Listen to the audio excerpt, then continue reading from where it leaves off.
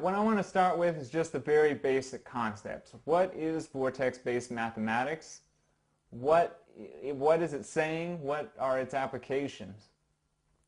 Well, first of all, vortex-based mathematics, his original claim was that he had tapped into and could model mathematically a previously unobserved, invisible energy.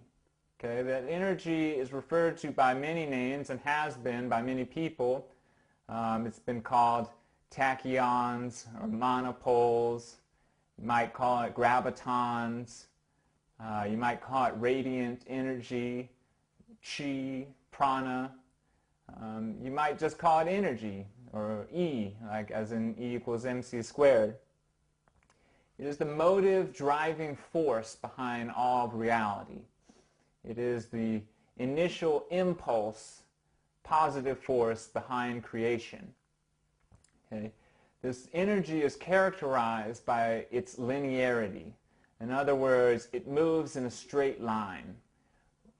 Every bit of mass, Einstein's relativity will tell us everything with even a slight bit of mass, even a photon, okay, which is supposed to have no mass, but even a photon coming from a distant star was seen to curve around the sun, okay, proving that relativity existed. So this shows that all mass, all matter is in a curved motion, a relative motion. This energy is different from that. It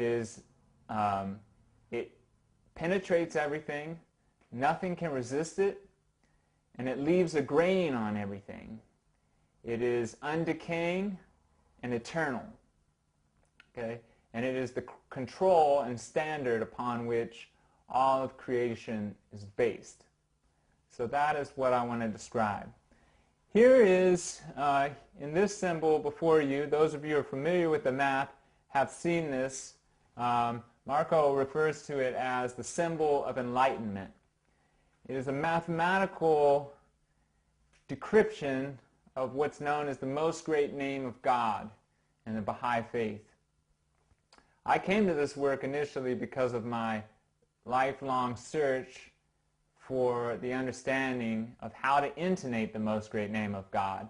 But without going into religious mysticism, I'm simply trying to point out that these numbers and everything that I'm going to show, even what this energy really is and does, the closest thing that you can get to it is sound.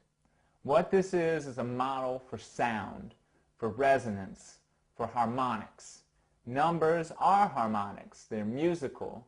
Okay? They are polarized. They create color. They create all the effects that we see. Okay? And these are just simple whole numbers. I'm not talking about any kind of esoteric or complex numbers. Okay, so around this circle, we see all the numbers we are familiar with. We start here with 1. We have 1, 2, 3, 4, 5, 6, 7, 8, 9. All right? So those are all the single-digit numbers known. I don't know of anyone who's ever, in any of the talk I've ever done, suggested another single-digit number that exists. Any other number is going to at least create double digits, triple digits. And what we're showing here is that if you add those numbers back together, which is a common practice in numerology and computer science, it's called finding the digital root. Okay? What it does is it reveals an underlying pattern underneath any bigger number that you can find, or any infinite series. Everything has an underlying pattern to it, and these single-digit numbers will give you the underlying pattern. And what we're looking for in nature is patterns. When we want to model fractals, self-similar forms, all this is based on patterns.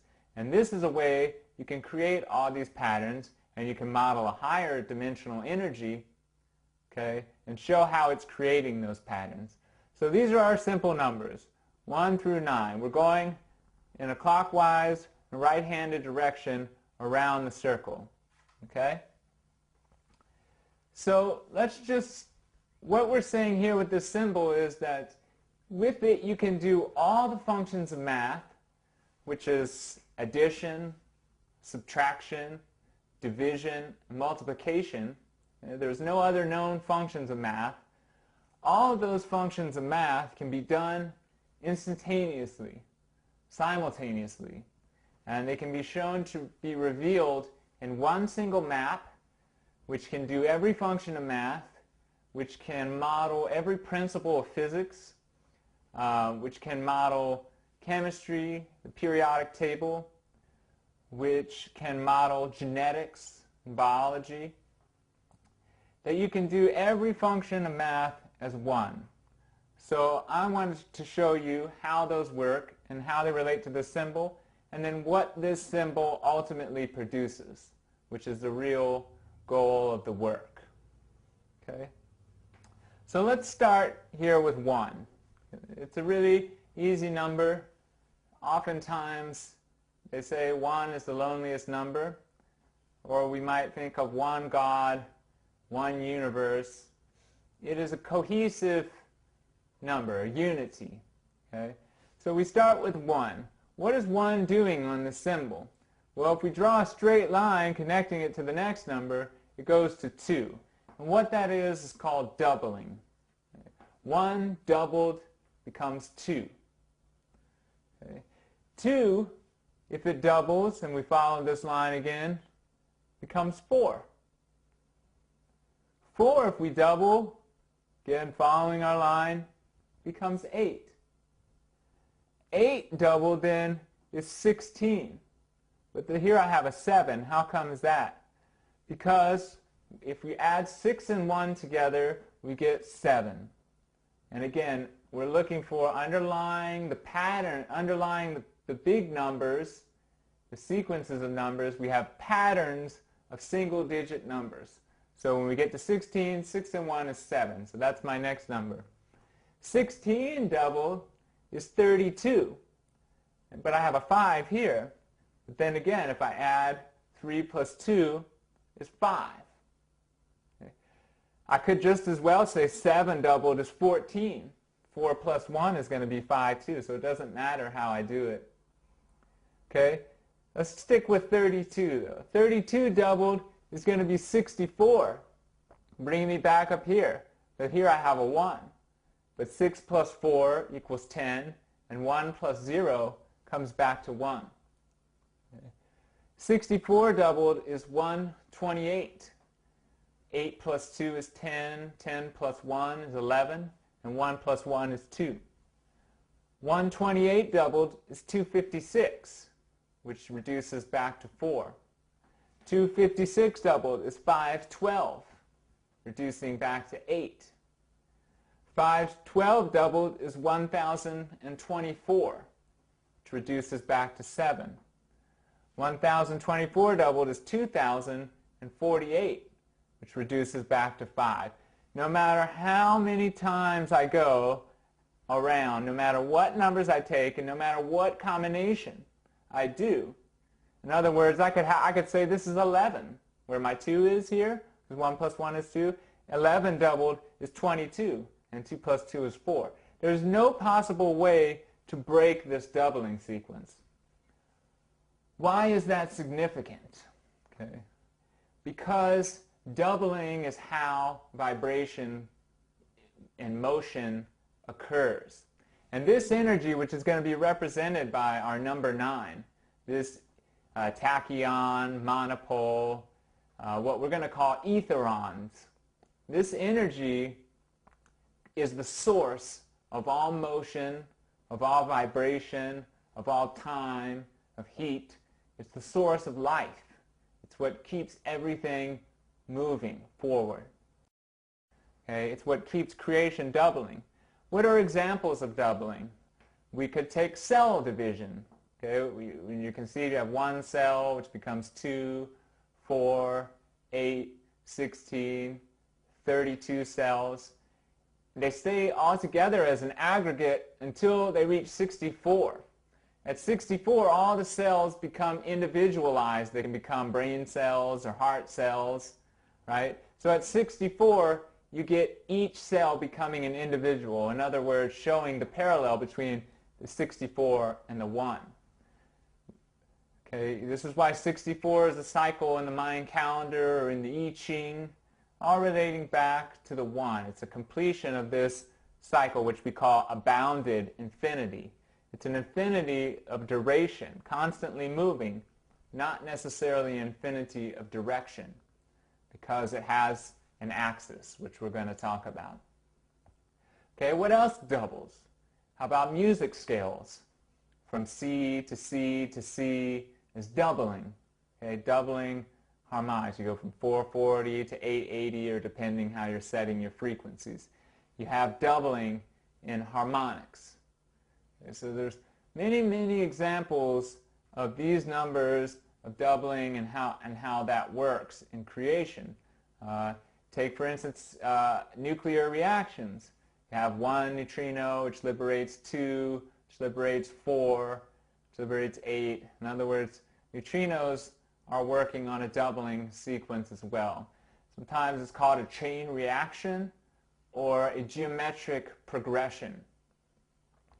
Another example of doubling, the binary code in computers. Okay, I can go on. We could talk about the 64 codons in the DNA. All of this highly related. Okay, but let me continue with our basic number sequence. What happens if I follow my track in the opposite way? Well, if I'm doubling this way, I must be halving in the other way. So let's find out if that's true. Half of 1 is 0.5. Again, back to my 5. Half of 0.5 is 0.25. 2 and 5 equals 7. Half of 0.25 is 0.125, which equals 8. Half of 0.125 is 0.0625, which reduces back to 4. Okay?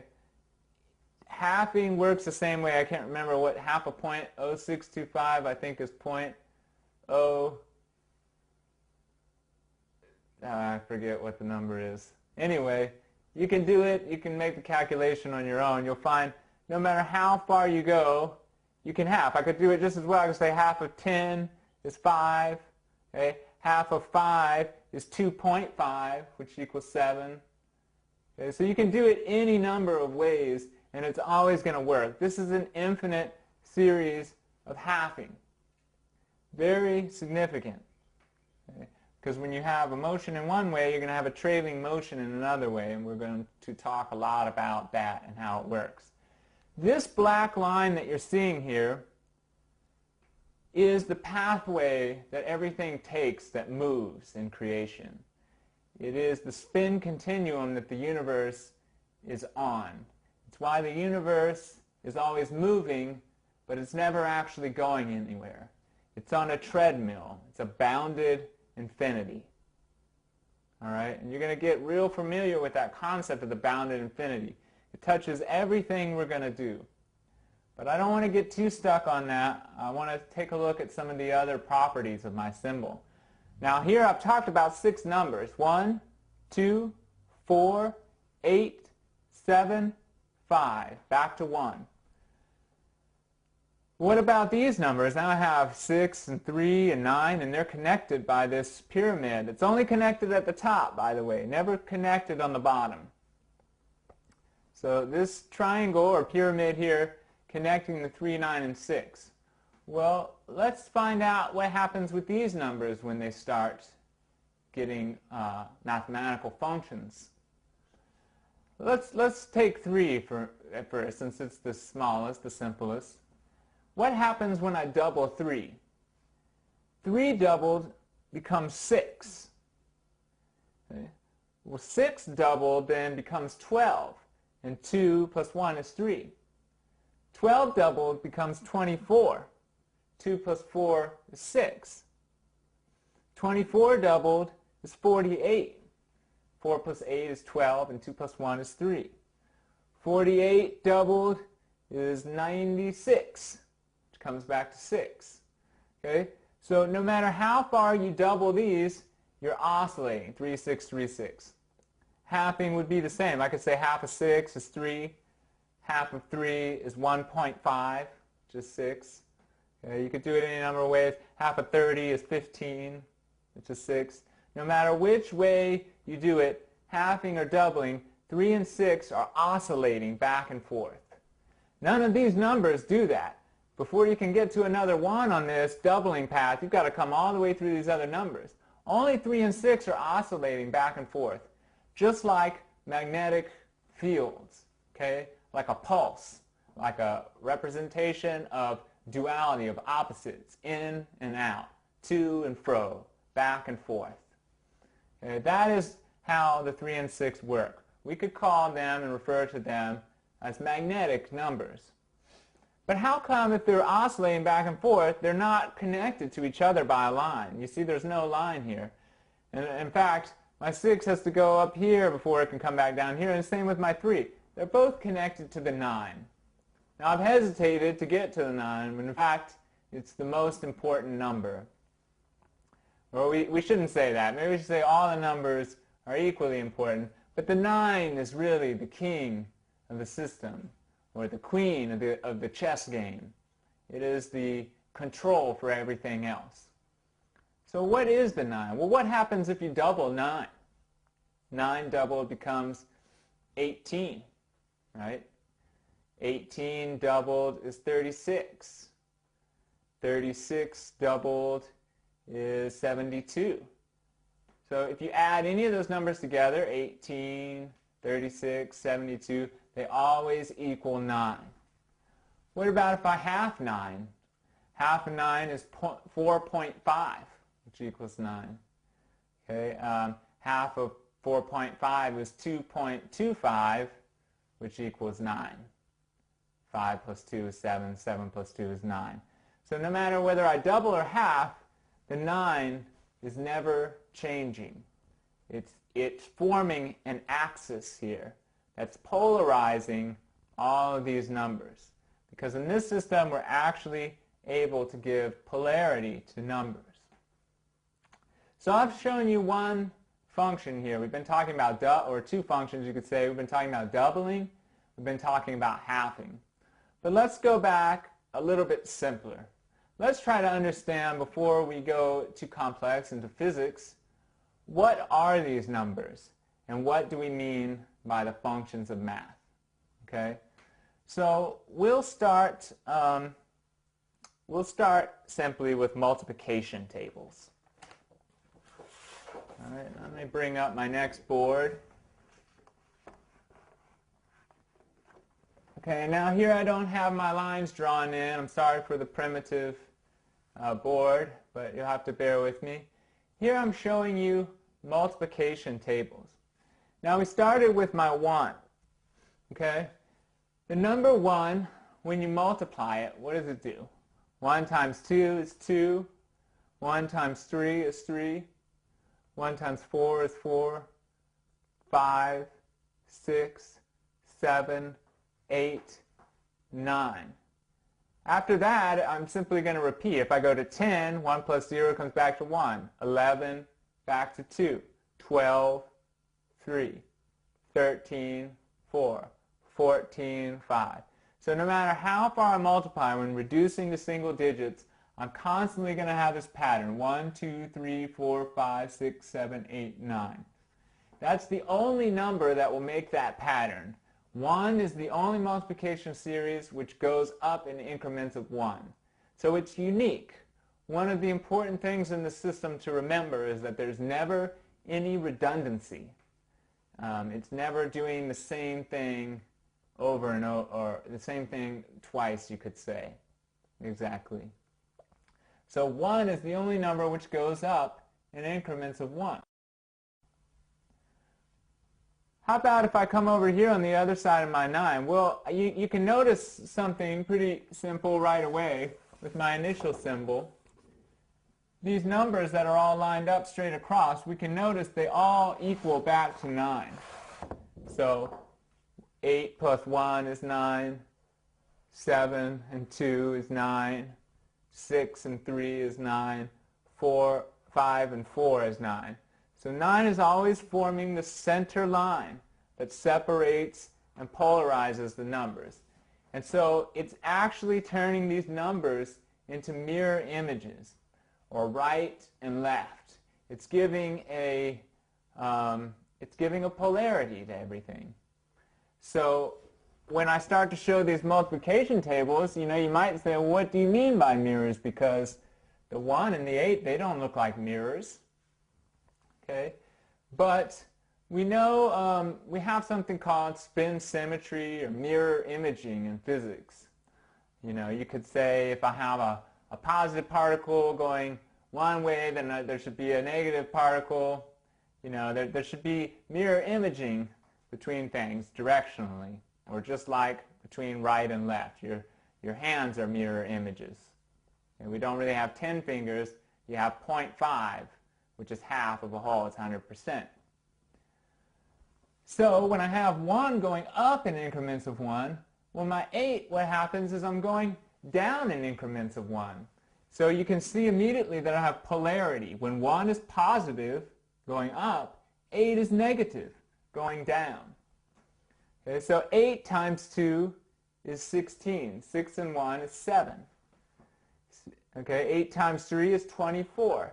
2 plus 4 is 6. 8 times 3 is 32. 3 plus 2 is 5. 8 times 4 is 40. Wait a minute. No. I said 8 times 1, 8 times 2, 8 times 3, 8 times 4 is 32. 8 times 5 is 40, which is 4. 8 times 6 is 48, which equals 12, which comes back to 3. 8 times, where am I at now? 8 times 7 is 56. 5 plus 6 is 11, and 1 plus 1 is 2. And 8 times 8 is 64, which comes back to 1. 8 times 9 is 72, which comes back to 9. So in other words, my 8 in single digits is going 8, 7, 6, 5, 4, 3, 2, 1, 9.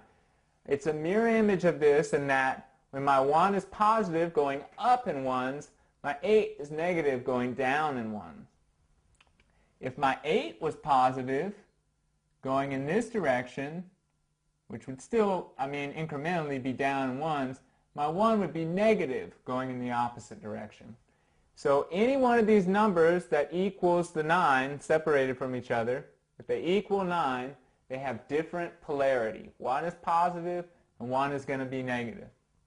Okay? We're modeling here, I should say, what we're looking for is mathematical perfection. There can be no spaces, no gaps, nothing omitted, nothing left out. So let's take a further look into that perfection. Let's go to 2. Okay? 2 times 2 is 4. 2 times 3 is 6. 2 times 4 is 8. 2 times 5 is 10. We're coming back to 1 here. 1 plus 0 is 1. 12, which is 3. 14, 4 plus 1 is 5. 16, 6 plus 1 is 7. 18, 8 and 1 is 9. I could go to 20, but I'm back here. 22 comes back to 4. 24, back to 6.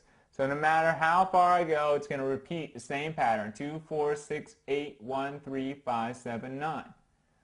Well, let's look over here. Now we know if my 2 is positive going up in 2's, my 7 is going to have to be negative going down in 2's. Well, 7 times 2 is 14. 4 and 1 is 5. 7 times 3 is 21. 2 plus 1 is 3. 28. 2 and 8 is 10. 1 and 0 is 1. 28. Then we've got 35, which is 8. 42, 6. 49, which comes back to 4. Okay, and then 56, again 2. And 63, which just comes back to 9.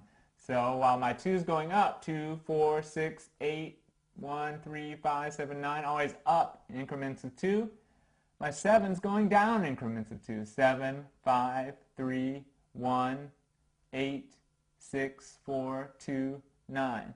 Always beginning and ending with my 9. It is the beginning and the end of everything. It always forms the impetus and the conclusion of every sequence. Notice any distance I go out, I've still got numbers that equal 9. I have 8 and 1, 7 and 2, 6 and 3, 5 and 4. Same thing, 7 and 2, 5 and 4, 6 and 3, 1 and 8. No matter how far I go, they always equal 9.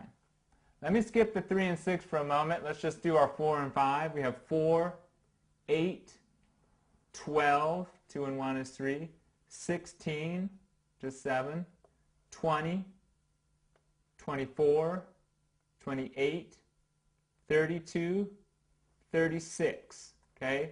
All reducing back to this pattern. 4, 8, 3, 7, 2, 6, 1, 5, 9. So if my 4 is positive, moving up in increments of 4, my 5 is going to be negative, moving down in increments of 4. If my 4 is negative, my 5 is going to be positive. Okay, 5, 10, 15, 20, 25, 30, 35, 40, 45. So these are mirror images. They are showing, if you look at this one this way, if I was to hold that up to a mirror, what you would see is this one going this way. So that's what I mean when I say mirror imaging, if there's any confusion, because they don't, this isn't a 7 here and a 7. Some people have said that when you're looking at mirror imaging. But in other words, if I hold up this sequence in a mirror, what I'm going to see is this, with the exception of the 9 being on the other side. Okay. So how about my 3 and 6? What about those? Well, let's look at the multiplication tables. Let's start with 3. 3 times 2 is 6. We know that. That's the same as doubling. 3 times 3 is 9. 12, which comes back to 3. 15, back to 6. 18, back to 9. 21, 24, 27, 30, 33, 36. Doesn't matter. It's going to make the same pattern. 3, 6, 9, 3, 6, 9, 3, 6, 9. 6 is going to do the same thing reverse. 6 times 2 is 12, which is 3. 18, 24, 30, 36, 42, 48,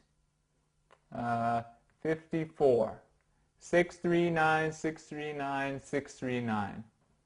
So these are all the multiplication tables. No matter how far you go out, this pattern will repeat in any multiplication series known to man. What about the 9? I don't have that one going in multiples. Well, how come? Because no matter what you multiply 9 by, it always equals back to 9. 9 times 2 is 18. 27, 2 and 7 is 9. 36, 9. 45, 9.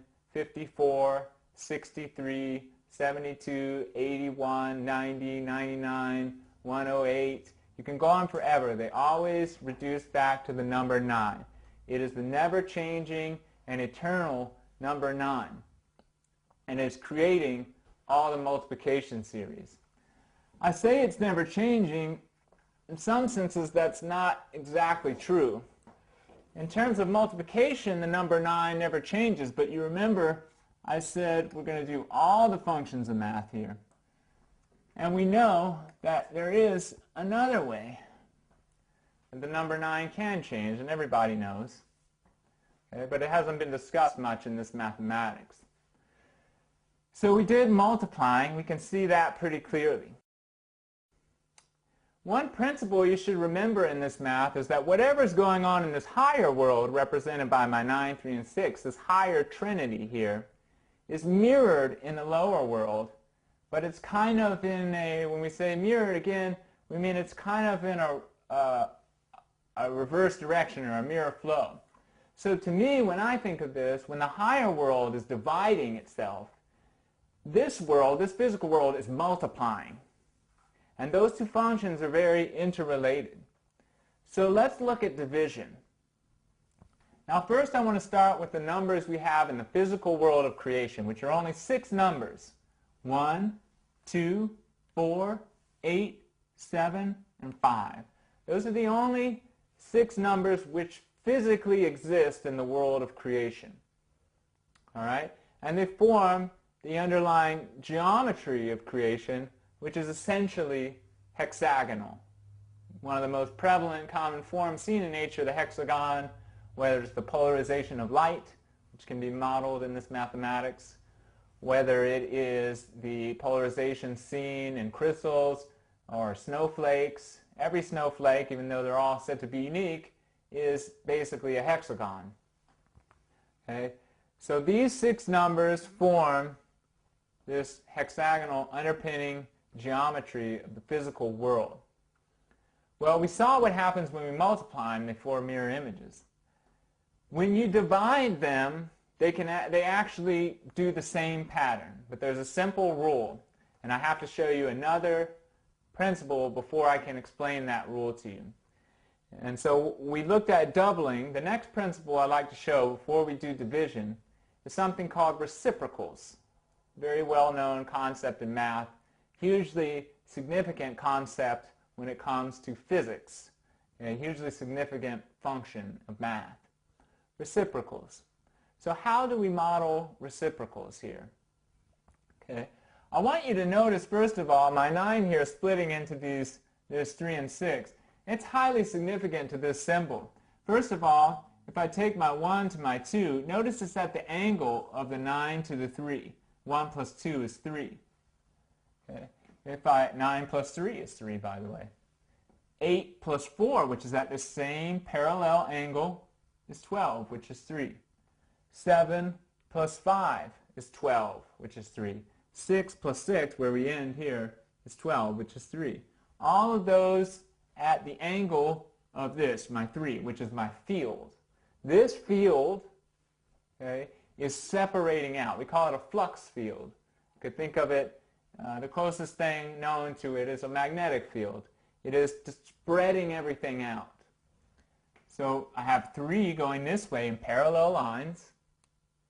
I have 6 going the other way. 8 plus 7 is 15, which is 6. 9 plus 6 is 15, which is 6. 1 plus 5 is 6. 2 plus 4 is 6. 3 plus 3 is 6. Everything moving at this angle is 6. So when I follow this symbol, I'm really going 3, 6, 3, 6, 3, 6. I'm showing that oscillation underlying this process of doubling. All right? So if I take my 1 now, I know if I go 1 times 1 is 1. Right? Let me move from here. One direction going each way. I get to 5 and 2. Very significant when we actually learn about the original equation of this, which was composed of 1, 2, 5, and 1. But we won't go into that now. 2 times 5 is 10. 1 plus 0 comes back to 1. Let's go another one. 4, 7. 7 times 4 is 28, which equals back to 10, which equals 1. Okay. If I go up again, I get to 8 times 8, which is 64, which comes back to 1. Now if I switch, I'm just going to go back to the same numbers, 7 and 4, 2 and 5, and then they're going to come back to 1. What I'm showing here is called reciprocals. All right? They're always separated in a certain way, and they always come back to the number from which they started. So if 1 times 1 equals 1, every direction I go, 2 times 5 is 1, 7 times 4 is 1, 8 times 8 is 1. They're forming reciprocals that always come back to 1. It's very important in modeling sound, because this is the way we're going to model reciprocal motion, or something which we'll call shearing. All right, but just so we don't lose you, let's look at that in terms of another number. Let's take 2. 2 times 2 is 4. 4 times 1 is 4. Okay, I'll come here and here. 8 times 5 is 40. 4 plus 0 is 4. 7 times 7 is 49. 9 plus 4 is 4. Okay? So no matter which way I come here, they always reduce back to my original product, which was 4. How about 4? 4 times 4, and I'll explain to you why am I saying 1 times 1, 2 times 2, 4 times 4. It's because there's actually an energy coming out here which is activating these numbers, giving them functions. In this system, whereas in regular conventional math, the functions are held still in the center of your equation and the numbers move around. In this math, the numbers are still. We could call them stationary vector interstices. The numbers are still, but the functions move, which is more like reality when we see functions are actually abilities, capabilities, and they are modeling motion. All right? But back to what I was saying, 4 times 4 is 16. 6 plus 1 is 7. Okay? I'm going to go here. 2 times 8 is 16. Again, back to 7. 1 times 7 is 7. 5 times 5 is 25, which is 7. You can do that for any number. I'll just do them quickly. 8 times 8, 64 comes back to 1. 7 and 4 is 28, back to 1. 2 and 5 is 10 is 1. 1 and 1 is 1. 7 times 7 is 49, which is 4. 8 times 5 is 40, is 4. 4 times 1 is 4. 2 times 2 is 4. 5 times 5 is 25, which is 7. 7 times 1 is 7. 8 times 2 is 16, which is 7. 4 times 4 is 16, which is 7. These are called reciprocals. Okay? We're just going to start with 1 as my control. All right? So if I'm talking about a system where 1 is my control, then my reciprocals are going to be 2 and 5, 7 and 4, 8 and 8. Now the reason why I explained all that, I said we were going to talk about division. We talked about multiplication. We understood that. What does it create? It creates doubling, creates halving, it creates mirror imaging. We get polarity, which we haven't fully explained. We get all these properties from multiplication. Well, how about division? Dividing by any number, here's a principle for you to write down. Dividing by any number is exactly the same as multiplying by its reciprocal. All right? So in other words, if I am multiplying, let's say, we could say by 1. If I'm multiplying by 1, I'm going to go 1, 2, 3, 4, 5, 6, 7, 8, 9. Just like I showed here. 1, 2, 3, 4, 5, 6, 7, 8, 9. How about if I'm dividing by 1? Well, if we start, we'll see this same kind of thing. 1 divided by 1 is 1. Okay. Let me just read these out because I have it all written down. It'll make it go faster. Okay, 1. Sorry, actually I should be saying dividing by 1. Yeah, so 1 divided by 1 is 1. 2 divided by 1 is 2. 3 divided by 1 is 3. 4 divided by 1 is 4. 5 divided by 1 is 5. You get the point. 6 divided by 1 is 6. 7 divided by 1 is 7. 8 divided by 1 is 8. 9 divided by 1 is 9. All right? So whereas my because 1 and 1 is its own reciprocal here. In this system where 1 is my control, I said 1 times 1 is 1, then you have 2 times 5 is 1, 7 times 4 is 1, 8 times 8 is 1. So 1, just like 8, is its own reciprocal.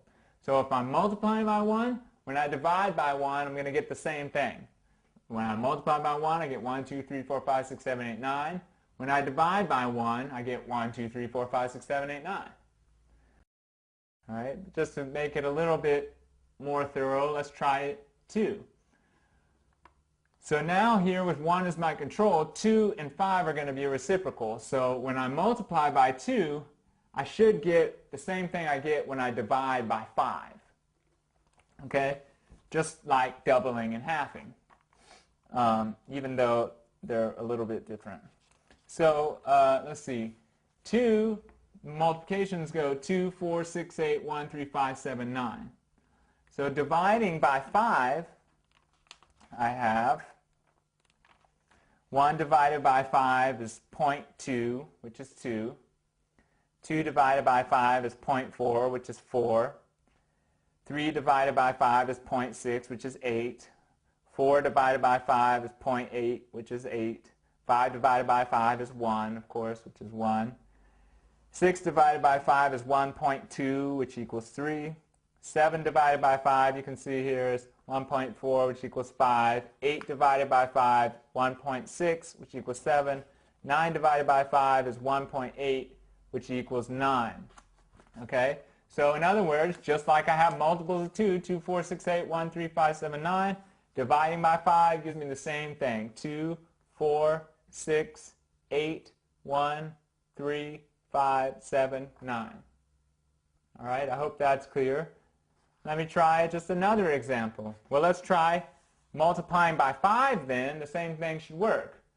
When I multiply by 5, I get 5. Let me put my other poster up here. This will make it a little easier to see the sequence that way. I don't have to be too confusing. Multiplying by 5, I got 5, 10, or I guess it's 5, 1, 6, 2, 7, 3, 8, 4, 9. I'm going to assume everyone's following me with the reducing to single digits now. I think we've covered that pretty well. So then dividing by, dividing by 2 should be multiples of 5. Very easy to get tricked up, slipped up here. But let's see. 1 divided by 2 is 0.5, which gives me 5. 2 divided by 2 is 1. 3 divided by 2 is 1.5, which equals 6. 4 divided by 2 is, of course, 2. 5 divided by 2 is 2.5, which equals 7. 6 divided by 2 is 3. 7 divided by 2 is 3.5, which is 8. 8 divided by 2 is 4. 9 divided by 2 is 4.5, which equals 9. So in other words, dividing by 2 is the same as multiplying by 5. You're going to find the same thing with 4 and 7. I won't continue to do all these for you. You can do them for yourself. But multiplying by 4, you're going to get the same as you get when you divide by 7. Dividing by 7 has actually been one of those riddles of math. You can actually solve it with this and show it to be perfect, but I'm not going to go into that here on this video. Okay, but you can work that for yourself out. Multiplying and dividing is the same given reciprocals. So that's why I was explaining in the beginning reciprocal motion. But let's go back to my 3, 9, and 6. Now I said when my number 9, no matter what you multiply it by, it's always the same, the never-changing number 9, in terms of its multiplying function. But when you divide by 9, something interesting happens. So let's try that. 9 divided by 1 is 9. So we still have our 9. 9 divided by 2 is 4.5, which equals 9. So we still have 9. But then something interesting happens. When I divide 9 by 3, I get 3. So there we actually do see a function which changes the number 9. So the first number we have is a 3. 9 divided by 4, I believe, is 5. Let me just double check my math so I'm not giving wrong numbers. 9 divided by 4, oh, I didn't write them down. I believe it's 5.4. Anyway, it equals back to 9. What is it? It would be 4.5. 4.5, yeah. 9 divided by 4 would be, no, it would be 2. 2.25? 2.25 is what it is, yeah. Which would equal 9. 9 divided by 5 comes back to equal 9. And again, when you divide 9 by 6, something interesting happens. You get 6. Okay, so now we've had a 3 and a 6, showing how it is that the 9 is initially dividing into these polar forces, which we see as magnetism. And remember again when I said, when this higher world of the 9, 3, and 6 is dividing, you get multiplication in the physical world. A very interesting concept which has not been pointed out here before. Okay, 9 divided by 7 comes back to 9, 9 divided by 8 comes back to 9, and 9 divided by 9, and here's the magic trick, gives you 1. So the only numbers that seem to have this ability to cross between one world and the other are what? 9, 3, 6, and 1. Okay, this is why we say one God, one universe. In order for anything to be coherent, which is certainly a property we're looking for in energy and nature, coherence, communication, it has to be unified. 1 is the only number which can cross the boundary between this world and the higher world. It is certainly the only number which has the full capacity for channeling this energy of the 9, which is absolute wholeness, completeness, filled up to the top. That is the 1. So I want you to pay attention to the fact, too, that there's a very specific relationship between how this 3 and 6 relate to the 9 and how the 2 and 5 relate to the 1, or any reciprocals for that matter. The function of the 9 splitting into the 3 and 6 is directly related to reciprocals in the physical world, which are modeling motion. Okay, so we did multiplication, we did division. Add and subtract is pretty easy. If you're adding any number, you're just going up in increments of that number. If you're subtracting, you're going down in increments of that number, which is the same that I just showed in my multiplication series. The only other thing I didn't show, and I showed reciprocals there. Now, I didn't talk about my 3 and 6. What happens when you divide by 3 or 6? Well, something interesting happens, and it leads me into my next topic here, which is something we call family number groups. Now, I'll just give you quickly, you get repeating decimals when you do this, but there's a way to solve this and show them to be whole numbers. Okay? If people are very interested in that, I'm not going to take the time to do it right now. I can show that. If people want to write comments on the video, I will try to get the solution up. You can see I have my numbers and all my work written out here, which I'd be happy to go through, but it's too long of an explanation now. But something interesting happens. 1 divided by 3, I get this number, 0.333. I get these repeating digit numbers. But let's try to find a whole number first. I know 3 divided by 3 is 1. Okay? I know 6 divided by 3 is 2. And I know 9 divided by 3 is 3. So I use that at first to set up my numbers. Now, the way that we do this here is, if you notice here, for instance, 5 divided by 3, I get this number 1.666667. And I'm saying that equals 5. Well, why is that? Well, if I look up here at 2 divided by 3, I have this number 6666667, which equals a 4. And 4 plus the 1 here will give me 5. I can find this pattern same. This has to do with polar number pairs, these numbers that I'm showing. But again, it's a little bit complex for what I'm trying to explain here, and I don't want to get too bogged down in it. But what happens when I multiply by 3's? 1 divided by 3 gives me 7. 2 divided by 3 gives me 4. 3 divided by 3 gives me 1. Okay? 4 divided by 3 gives me 8. 5 divided by 3 comes back to 5. 6 divided by 3 equals 2. 7 divided by 3 equals 9. 8 divided by 3 equals 6. 9 divided by 3 equals 3. The same thing is going to happen when I divide by 6 by backwards. Now, don't be worried if you're losing me a little here. I'm about to explain this. 1 divided by 6 is 8. 2 divided by 6 is 2. 3 divided by 6 is 0.5, which is 5.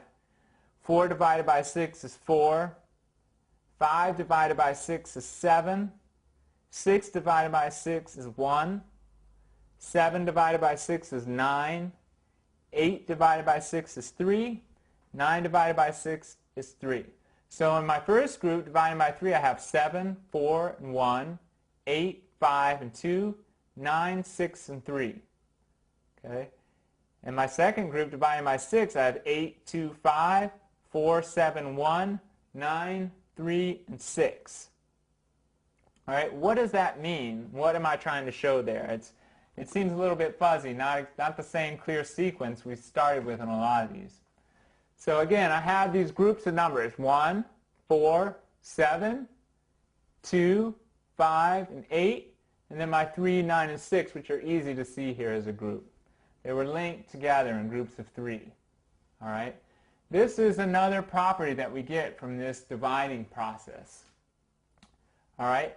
They're called family number groups. Let me say them one more time. The family number groups are 1, 4, 7, 2, 5, and 8, 9, 3, and 6. There are 3 different family number groups. Okay? How do we determine them? Well, let me give you a few ways to do it. Remember I said 3 and 6 here are my field.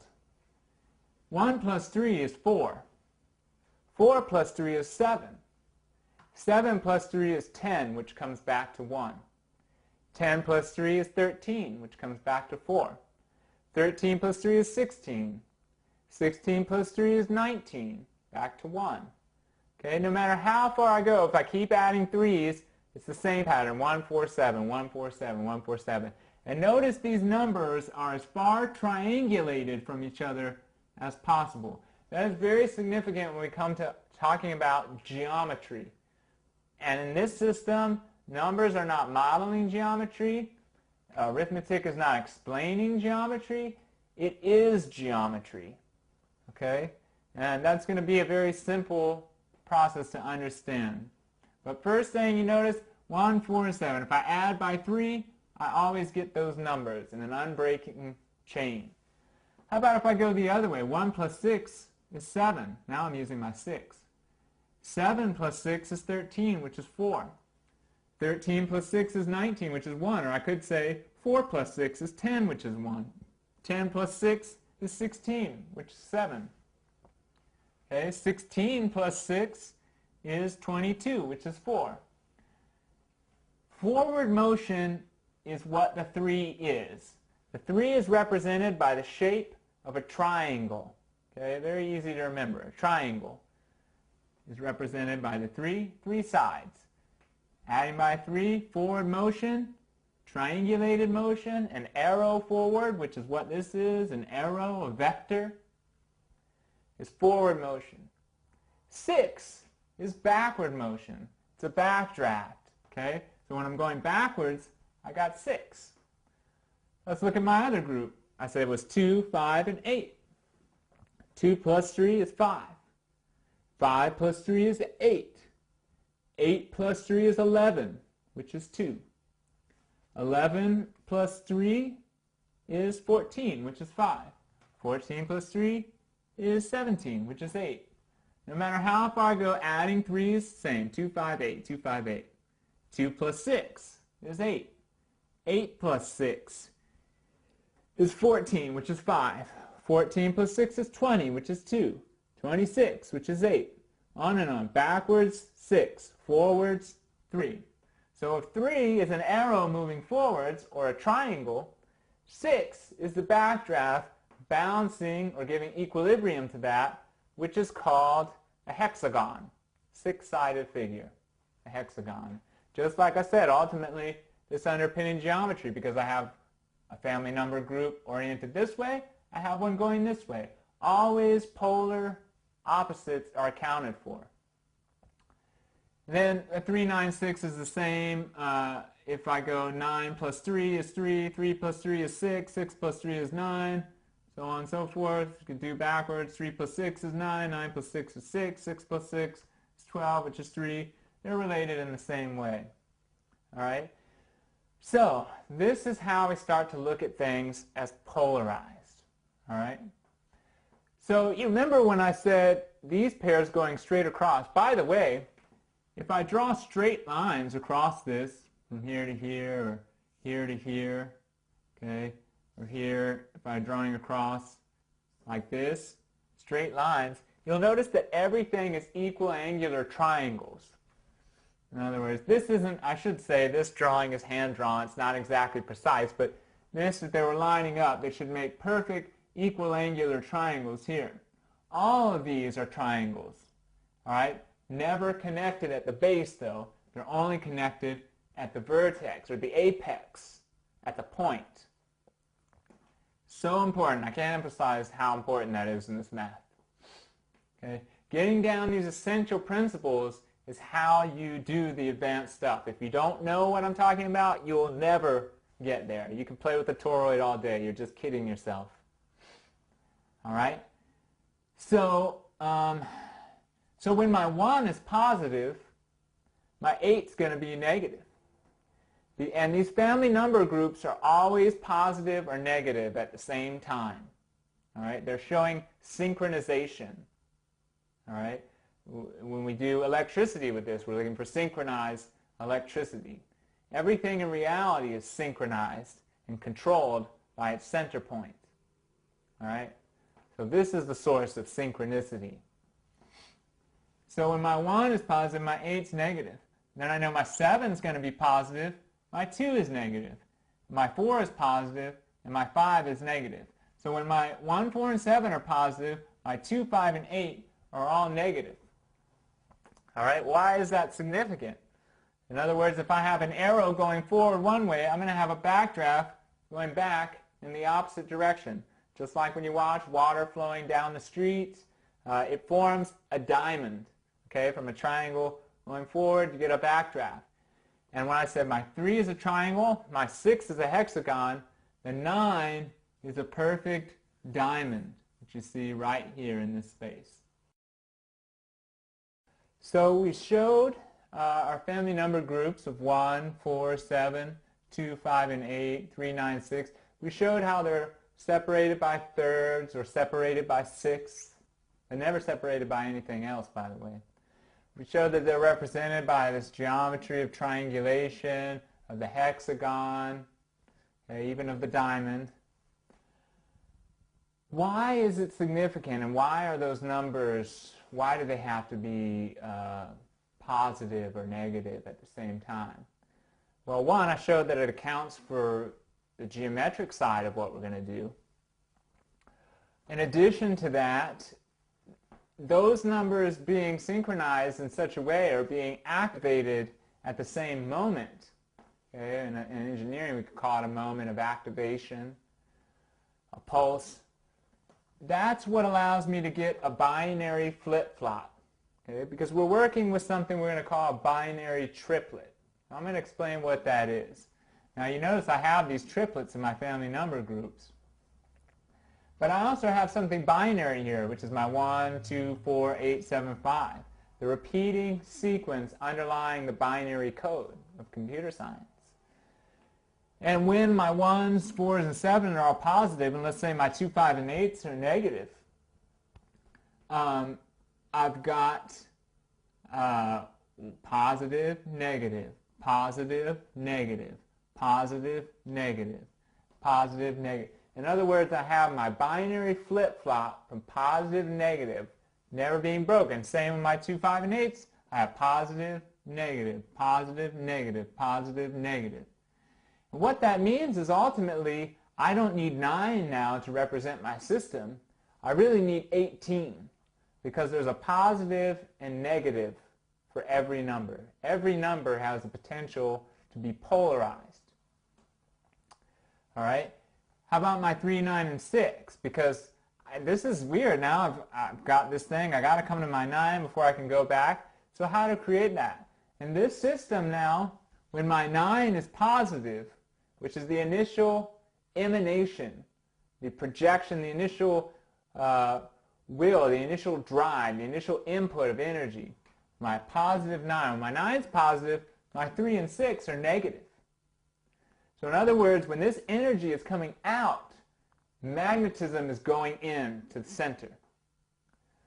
When this energy is absent, or you could say when it's going in or when it's absent, when it creates a pivot, which is my -9, and my 3 and 6 are both positive coming out. And then what that does is it gives me, let's say my 3 is positive, a positive, negative, positive. Whenever you end on a number in this system, you give it the reverse polarity and you go in the other direction. So if I go positive, negative, positive, my next number is going to be the -6, which is under here. And it's going to go negative, positive, negative, positive, negative, positive.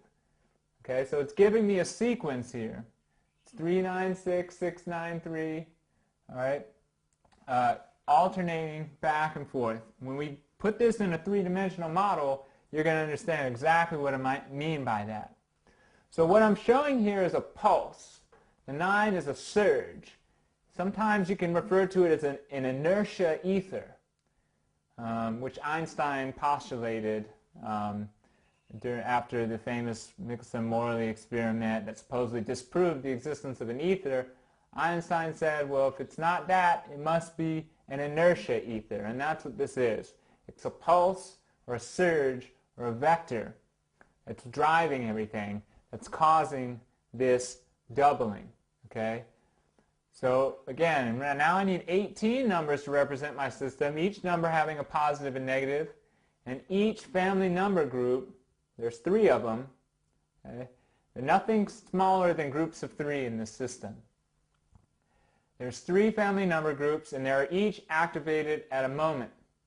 So if I have 18 numbers altogether to represent my system, and if only 3 of those numbers are ever positive at a time, that means only 1/6 of my numbers are ever activated or positive at a time. Okay, now if you don't follow me there, just wait, because you will when we do the torus. Only 1/6 of my numbers are ever positive. That's 1 positive family number group per 18 numbers. All right. That's clear. When you're saying 18 numbers, are you saying you have 18 around the, instead of 9? Not 18 around the circle, but 18 because this is a positive 9, there's really a -9 behind it. This is a positive 1, there's really a -1 on the other side. So again, this is just a two-dimensional cross-section of a circle, but it's explaining what we're going to see in 3 dimensions. Okay?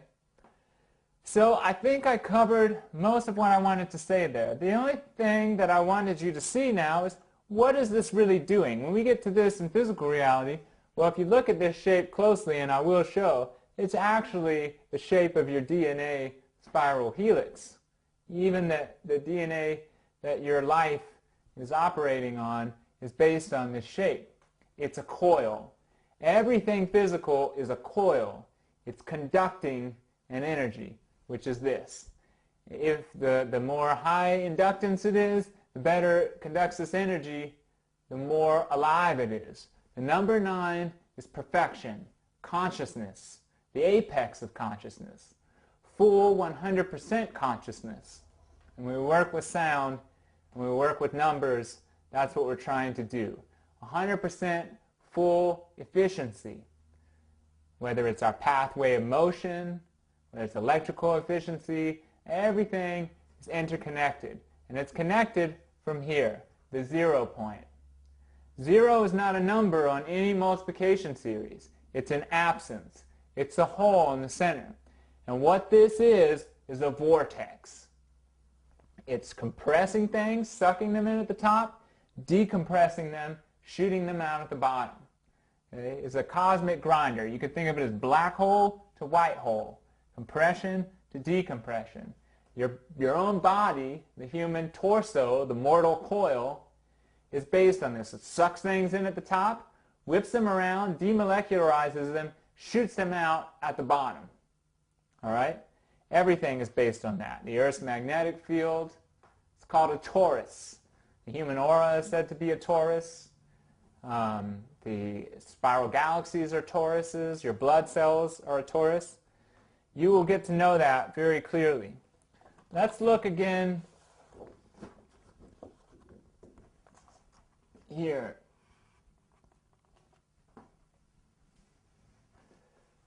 If I take into account all these multiplication tables and I look at them as a sequence, I'll notice something very interesting is happening here. Now here's my first control. I should say this, a very basic point. Multiplication tables, or as we've seen, similarly division tables, okay, are two things. They can either be straight lines or circles. It doesn't get any more easy than that. Multiplication tables are straight lines or circles. It's pretty easy to see. We can see the straight lines here. I don't think anybody's having a problem there. Multiplication tables are modeling straight lines. Okay, increments, straight lines. What do I mean they're showing circles too? Well, in my initial symbol, remember I said 1 was my control. I've got 1, 2, 3, 4, 5, 6, 7, 8, 9 around the circle. How about if I start with 2? 2, 4, 6, 8, 1, 3, 5, 7, 9, just like my multiples of 2. 3, 6, 9, 3, 6, 9, 3, 6, 9. Multiples of 3. 4, 8, 3, 7, 2, 6, 1, 5, 9. Just the same as here. 4, 8, 3, 7, 2, 6, 1, 5, 9. So in other words, you can do it any way you want. They're either going out in straight lines or they're going around in circles. Both those conditions must be met simultaneously in order to have a true system. And this is why time cannot move backwards. Okay? This is why this system is creating a one-way systemic living flow. It's called a positive flow. The energy of the 9 is a positive force. The reality of the higher world is a 100% positive reality. 100% goodness, divinity, if you will. 100% positive energy. What we experience as negative is a result of that energy moving into this world, creating a backdraft, if you will, a mirror imaging. All right? So multiplication tables are straight lines or they're circles. Now that creates, notice my doubling never breaks. 1, 2, 4, 8, 7, 5. Let's go out one more. 2, 4, 8, 7, 5, 1. Right? 4, 8, 7, 5, 1, 2. They're changing position even though they're really not. I'm just looking at different controls. But my doubling circuits are always in a one-way flow.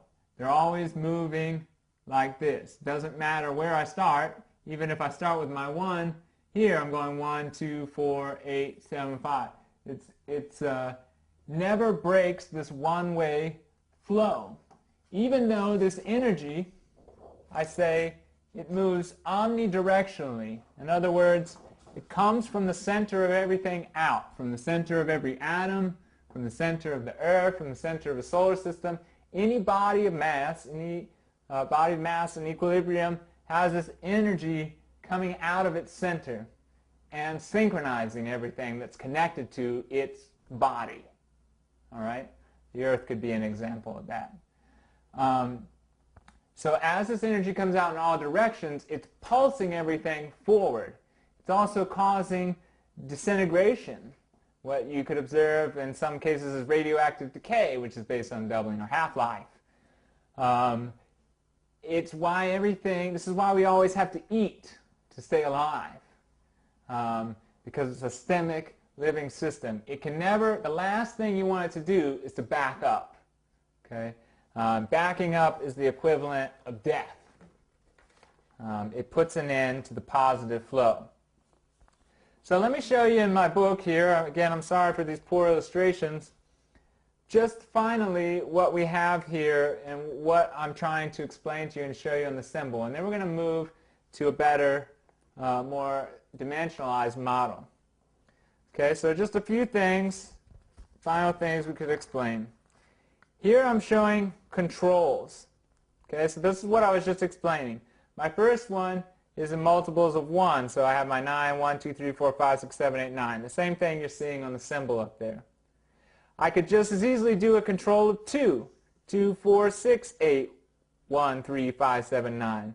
Notice my doubling circuits never break. I still have 1, 2, 4, 8, 7, 5, moving in the same direction. All right? I could have 4, 8, 3, 7, 2, 6, 1, 5, 9, multiples of 4.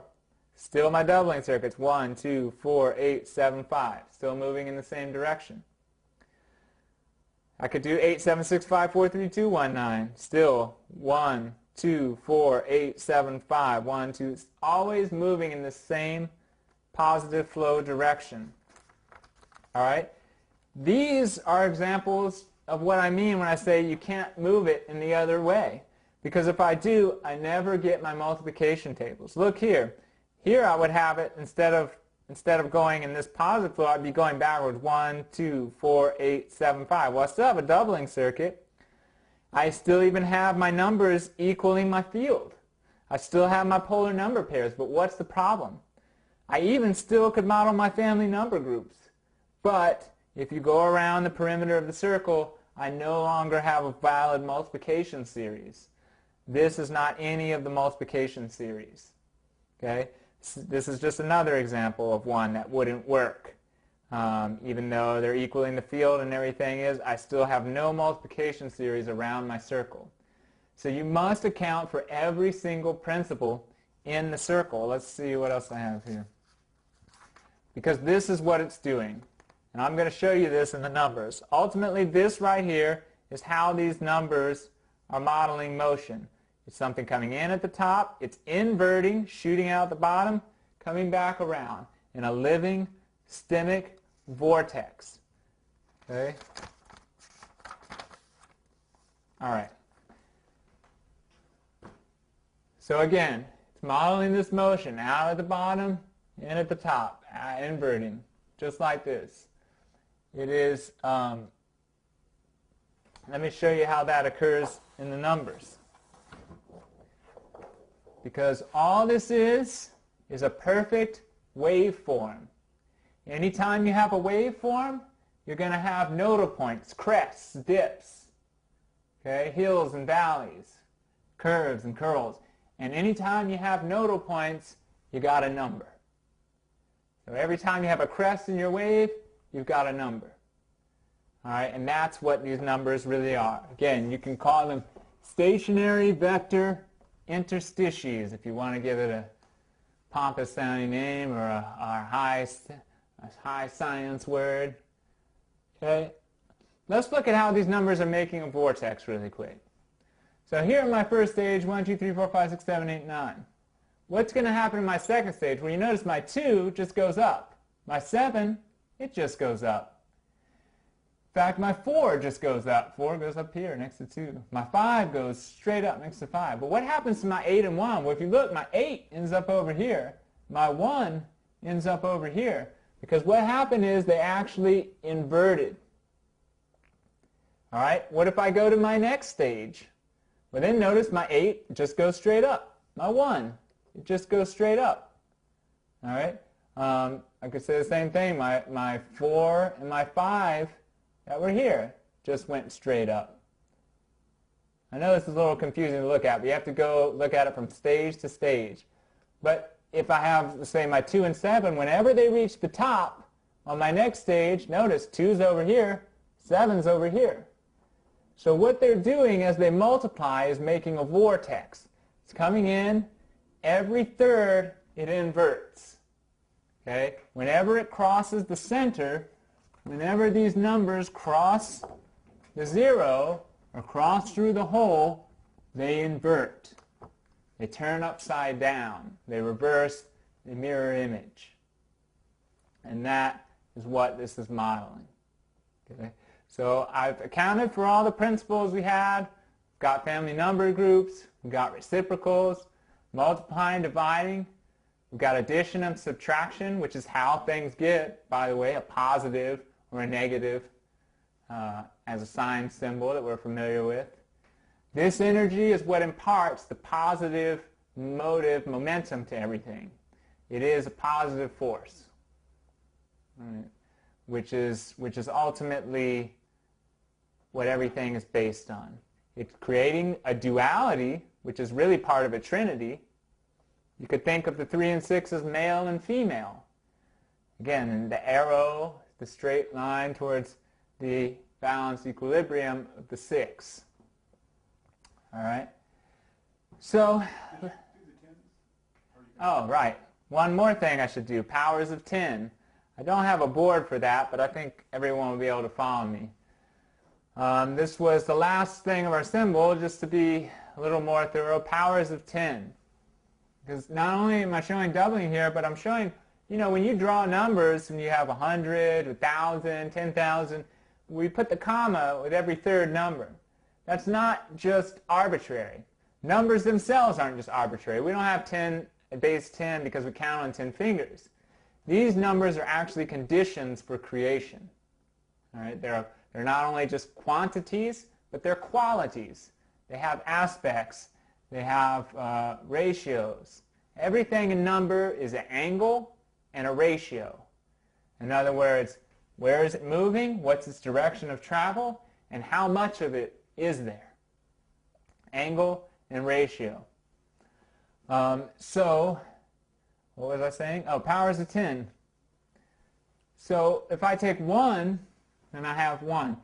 Half of 1 is 0.5, right? But really what we're doing is, this is really 1 over 1. This is going to be 5 over 10. So I'm going to have my tens placed here, 0.5. Then I'm going to go to 0.25, which is really 0.225 hundredths. Or it wouldn't be 0.20, but it'd be 25 hundredths. Then I have 0.125, which is thousandths.